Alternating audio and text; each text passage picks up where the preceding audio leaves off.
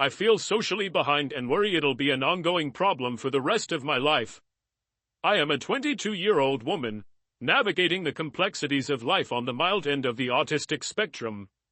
My mind is a kaleidoscope of creativity, a sanctuary of imagination that has defined me since I was a little girl.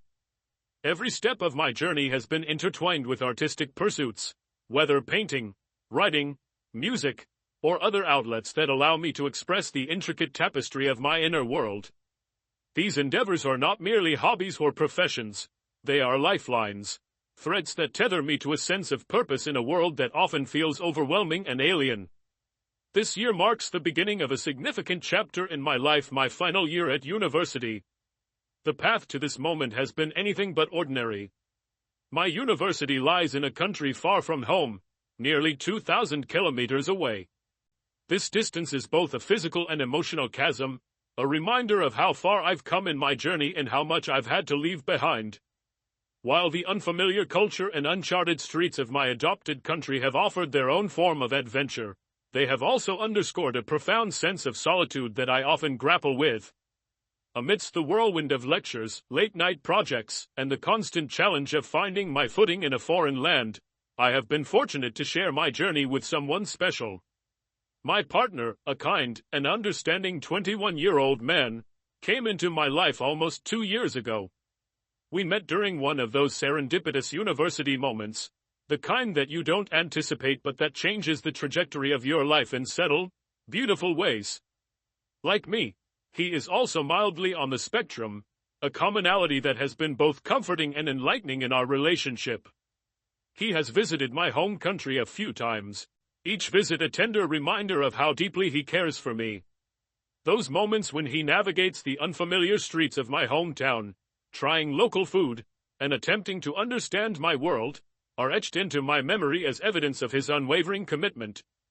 Yet, despite the shared understanding of our neurodivergence, he moves through the social world with an ease that I can only observe from afar.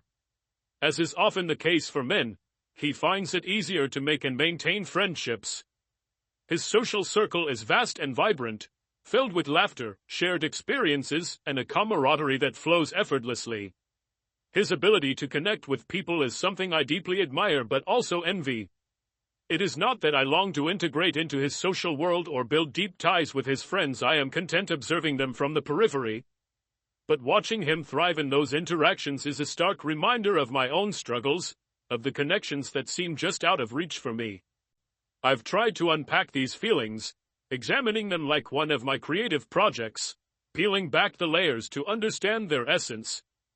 The jealousy I feel isn't tinged with malice, it's a quiet yearning, a longing for a kind of social fluidity that feels almost mythical in my life.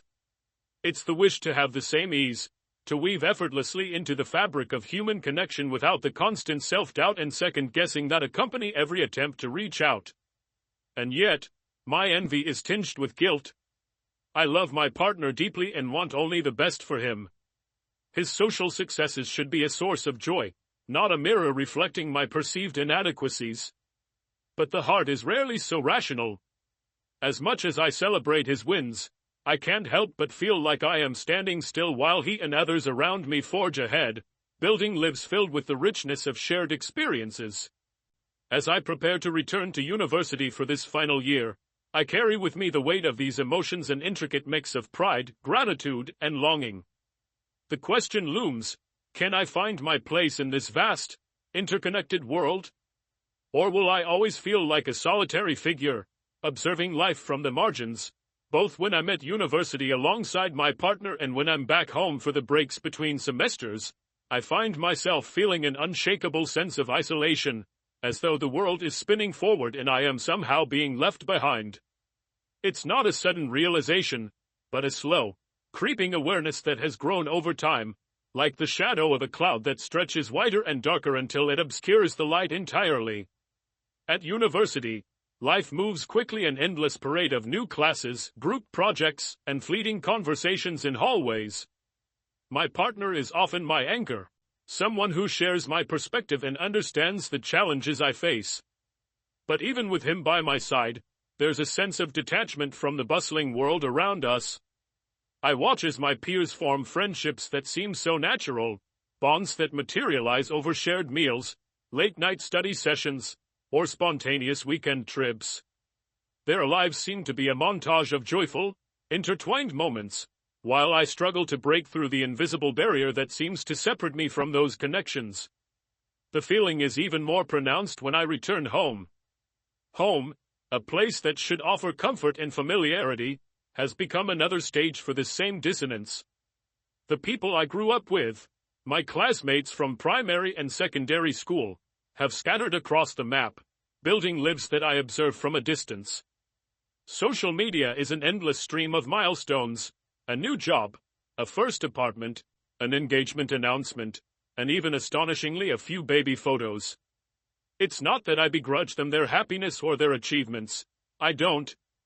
But I can't help but feel the weight of comparison pressing down on me. They're building futures, taking steps that feel monumental, while I am still navigating the uncertain terrain of young adulthood. Some of these milestones, like starting a family, are not things I want right now. The thought of holding a baby in my arms at this stage in my life feels overwhelming, even alien.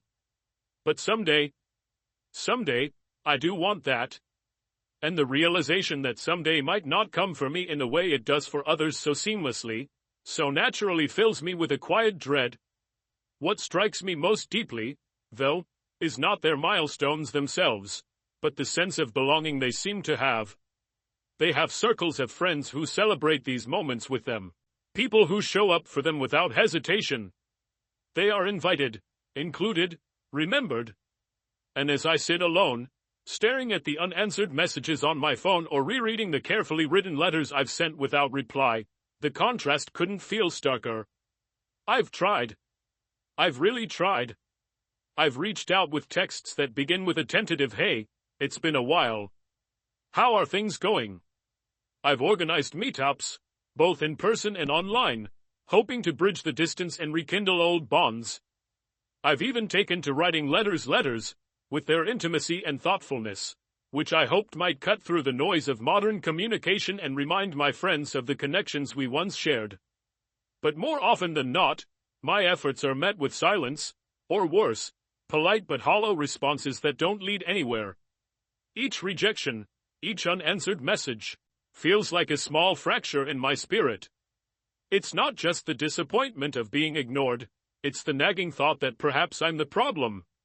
That maybe I'm doing something wrong, saying the wrong things, trying too hard, or not trying enough. That maybe the kind of friendships I long for simply aren't meant for someone like me. I want so desperately to have friends who don't forget me, who value me not just as a passing acquaintance but as someone worth investing in. Friends who reply to my messages with enthusiasm, who accept my invitations without hesitation, and who make an effort to include me in their lives. I want to be the person someone thinks of when they're planning a dinner party or choosing their bridesmaids. To be a priority in someone's life, not an afterthought. The fear that these friendships will never come my way is growing stronger with each passing year. Despite my best efforts to be attentive and thoughtful, a good friend by any measure, I can't shake the feeling that the rewards of friendship seem to flow more easily to others. I see people who, by all appearances, invest far less into their relationships than I do, yet they reap the benefits effortlessly. They have the companionship, the laughter, the shared memories. And I'm left wondering, what am I missing? What am I doing wrong? This fear, this ache, is not just about loneliness, it's about the deeper, more primal need to belong. To have a tribe, a community, a home in the hearts of others. And as I watch the people around me move forward, hand in hand with their chosen companions, I feel like an utter failure. A failure not because I lack ambition or effort, but because I seem incapable of creating the kind of connections that others do so easily.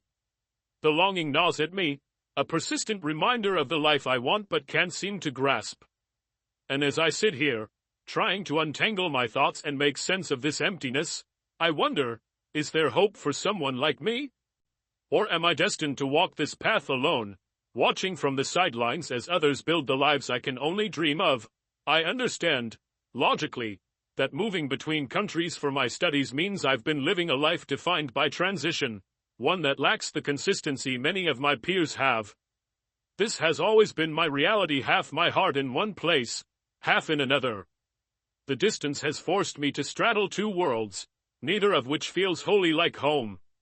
While I've embraced the opportunities that come with studying abroad, the independence, the exposure to new cultures, the growth, it's hard to ignore the sacrifices it has required. The constant back and forth has left me untethered, as though I'm drifting between places without truly belonging to either. And while I can tell myself that this phase is temporary, that soon I will finish my studies and finally settle in one place, I can't shake the fear that this disconnection has set the tone for my life. What if permanence doesn't bring the stability I crave? What if the friendships I've struggled to cultivate don't miraculously flourish just because I'm in one place? What if my reality doesn't change, even after the plane ticket becomes one way? I've read about how life is supposed to work in stages, that everyone has their own timeline for reaching certain milestones. It's a comforting idea, in theory, to imagine that I'm simply on a different path, that my journey is no less valid or meaningful just because it doesn't align with the conventional markers of success and connection. But I've reached a point where this idea feels hollow, a platitude that fails to address the depth of my worries. It's not just about when I'll hit these milestones anymore. It's about whether I'll hit them at all. I look around and see the people I know building lives that seem full and vibrant, marked by milestones that signify growth and belonging. Engagements, new jobs, close-knit friend groups, and celebrations that are captured in photographs and shared with the world. These moments are more than achievements. They are proof of connection, of being rooted in the lives of others. And I wonder, will I ever have those moments? Will I ever feel like I'm part of something larger than myself? The uncertainty is what weighs on me the most. It's not that I expect my life to follow the same trajectory as everyone else's. I know better than to hold myself to that standard. But the fear that these milestones might never come, that the life I envision for myself could remain out of reach, is almost unbearable. There's a cruel kind of irony in this fear. On the surface, I'm making all the right moves. I've pursued an education that challenges me, one that promises a future filled with possibility. I've cultivated my creative talents, turning them into a source of pride and accomplishment. I've even found a partner who understands me, someone I can share my life with in ways that feel meaningful and true. Yet, despite all of this, there's a void, an absence of the connections that I long for most deeply. I try to remind myself that these feelings don't define my worth, that my value isn't tied to how quickly I can check off life's milestones. But it's hard not to feel like I'm failing in some fundamental way. Especially when the people around me seem to be moving forward effortlessly, while I remain stuck in place, watching the world pass me by. This fear isn't just about friendships or romantic relationships or professional achievements. It's about the broader sense of belonging that I crave. The knowledge that I'm not navigating life alone, that there are people who see me, who value me, who will stand beside me no matter what. It's about the quiet reassurance that comes from knowing that I matter to someone else, not just for what I can do or achieve, but simply for who I am. As I prepare to begin my final year of university, the weight of these fears grows heavier. This year is supposed to mark the beginning of a new chapter, one where I finally find my footing and build the life I've been dreaming of. But instead of excitement, I feel dread. What if nothing changes? What if I graduate, settle in one place, and still find myself on the outside looking in? What if the life I've worked so hard to create never feels complete because the connections I need to anchor me are missing? The questions swirl in my mind, relentless and unanswerable. I tell myself that the only way to find out is to move forward, to take the leap and hope that things will fall into place. But hope feels like a fragile thing, a flickering candle in the midst of a storm. And as much as I want to believe that my timeline is simply different, that my story is still unfolding in ways I can't yet see, the doubt remains. For now, all I can do is hold on to that flicker of hope, no matter how faint it feels, and trust that somewhere on the other side of this uncertainty lies the life I've been longing for. Another part of the issue, one that gnaws at me with quiet persistence, is how much of my identity seems to revolve around my creative pursuits. They are, undeniably, a core part of who I am. They have been my solace, my passion, my escape, and my way of connecting with the world. Yet, the weight of being seen only through the lens of my work has begun to feel suffocating. When people interact with me, it so often feels tied to my abilities, my art, my writing, my projects. They praise my creativity, admire the things I produce, and sometimes even seek my input or guidance on their own endeavors. And while I am grateful for their appreciation, it leaves me wondering, do they see me? Or do they only see what I can do? There's a part of me that yearns to be valued outside of that realm. To have someone reach out not because they admire my latest creation, but simply because they thought of me and wanted to hear my voice. To be cared about not as a talented friend or an artistic mind, but as a person with dreams, flaws, and a soul that longs for connection. The disconnect between who I am and how I am perceived sometimes feels insurmountable. And as much as I love my creative passions, I am more than the sum of my work. I can't help but wonder what I'm doing wrong. Why does it seem so easy for others to form these bonds, to create the kind of friendships that stand the test of time? I've poured my heart into the relationships I've tried to build, reaching out, remembering birthdays, offering support when it's needed and even when it's not. Yet, the effort often feels one-sided, like throwing my energy into a void and hoping for echoes that never come. I watch others reap the benefits of friendship without seeming to try. Their circles are filled with laughter, shared memories, and the kind of belonging that feels almost mythical to me. Meanwhile, I'm left feeling like an outsider looking in, no matter how much effort I put into being thoughtful, attentive, and present. The comparison is crushing. It leaves me questioning my worth, my likability, and whether I am fundamentally unworthy of the kind of social life I crave. In my darkest moments, I feel like an utter failure. Not in the academic sense, or even in the professional realm, but in the sphere of human connection. How is it possible to try so hard and still feel so alone? What is it about me that makes it so difficult to form the kind of bonds that others seem to find naturally?